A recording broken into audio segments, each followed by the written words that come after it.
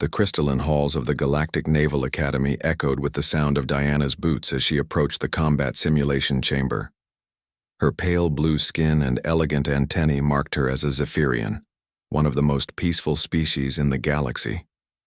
She had never seen real violence until humans arrived at the Academy 3 cycles ago. Another simulation failure, she murmured to herself, reviewing the holographic display of yesterday's exercise. 10 of the Academy's finest cadets from various species had been eliminated in mere seconds during what should have been a routine boarding action scenario. The simulation AI had rated the difficulty as moderate, appropriate for third-year cadets. The chamber doors hissed open, revealing Adnan leaning against the far wall, his dark eyes scanning the tactical readouts projected in the air before him. The human cadet looked utterly relaxed, though Diana had learned to recognize the subtle tension in his shoulders that indicated he was analyzing every possible angle of attack. "They're calling for another investigation," Diana said, her voice carrying the melodic undertones typical of her species. "The Admiralty believes the simulation parameters were corrupted." Adnan's lips quirked upward, and what Diana had learned was a human expression of amusement, though it never quite reached his eyes. "The parameters were fine," he said simply. "The problem isn't with the simulation. 10 elite cadets, Adnan, 10. They didn't even last 30 seconds against the boarding party scenario." Diana's antennae twitched with frustration. Kethvar was among them. He's considered the finest warrior the Draknari have produced in generations. "Kethvar fights like he's on his homeworld," Adnan replied, finally turning to face her. "Low gravity, thin atmosphere, predictable terrain. So do the others. They've never had to adapt to true chaos." Diana studied her human colleague with growing curiosity. In the year they had trained together, she had watched Adnan consistently outperform cadets who should have been superior by every measurable metric. The Vorathi had better reflexes, the Draknari had superior strength, the Zenthians possessed natural tactical telepathy. Yet somehow the human from the backwater world called Earth continued to excel. "Show me," she said suddenly. "Run the simulation with me. I want to understand." Adnan's eyebrows rose slightly. "Diana, you barely passed basic combat training. This simulation was designed for— I don't care what it was designed for." Her antennae straightened with determination.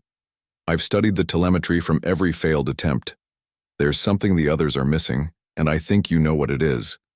The simulation chamber reconfigured itself around them as Adnan initialized the program. The sterile walls transformed into the narrow corridors of a merchant vessel under attack.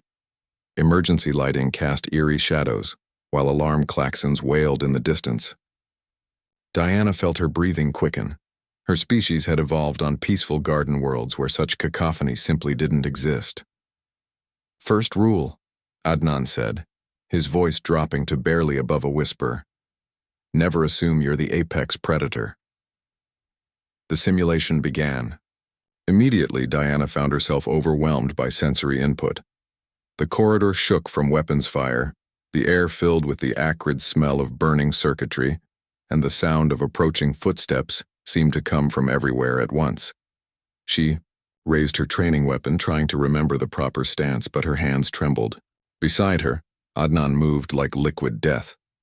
When the first simulated enemy rounded the corner, a heavily armored boarding drone, he didn't stand and fight. Instead, he dropped prone, rolling behind a fallen support beam that Diana hadn't even noticed. His return fire came from an angle the drone's combat algorithms hadn't anticipated. "The Academy teaches you to engage threats directly," Adnan called out as he moved to a new position. "That works fine when you're the strongest, fastest, or best-equipped fighter in the engagement." 2 more drones appeared, their weapons tracking toward Diana's position. She froze, overwhelmed by the tactical complexity of the situation. But Adnan was already moving, using the corridor's own damaged infrastructure as both cover and weapon. A severed power conduit became an improvised club. A broken viewport provided concealment. Even the ship's own artificial gravity became a tactical advantage as he used the walls and ceiling as additional movement planes.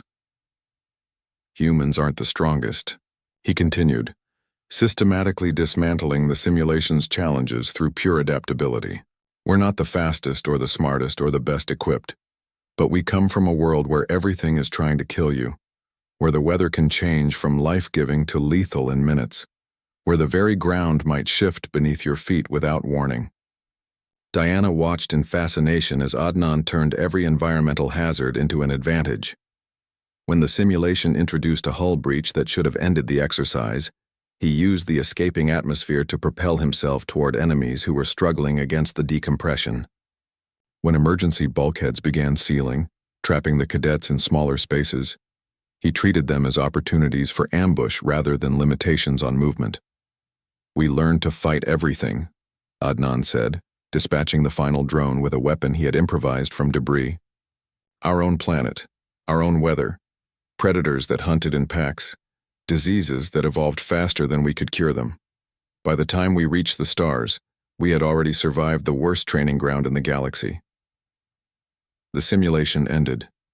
10 enemy combatants eliminated. Time elapsed. 47 seconds. Diana stared at the results display, her antennae trembling. "Earth," she whispered.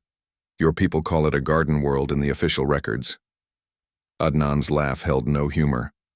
"That's because the Galactic Council can't conceive of a species that would evolve on a planet that actively tries to kill its inhabitants. They assume we're being modest or poetic when we describe our homeworld's dangers." "But you are," Diana said, understanding beginning to dawn. "You're from a death world." "We're all from the same death world," Adnan corrected. "Every human you've ever met survived Earth.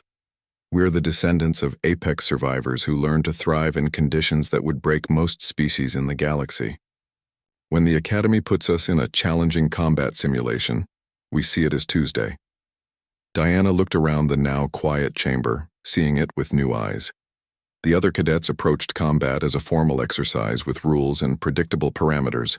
They had learned to fight in controlled environments against known opponents using familiar equipment. Humans had learned to fight everything, everywhere, with anything. "The Admiralty won't understand," she said finally. "They'll keep investigating. The simulations, keep trying to balance the parameters." "Probably," Adnan agreed. "But eventually they'll figure out that the parameters aren't the problem. The problem is that they're trying to train soldiers for a universe that's more dangerous and unpredictable than they want to admit." As they left the chamber, Diana found herself looking at her human colleague with a mixture of respect and something that might have been fear. The galaxy was vast and full of wonders, but it was also full of dangers that most species preferred to ignore or regulate away. Humans, she realized, were reminders that the universe itself was not a safe place. They were living proof that sometimes the only way to survive was to become more dangerous than everything trying to kill you. 10 aliens had fallen in seconds because they had never learned that lesson. One human had walked away unbroken because his entire species had never been allowed to forget it.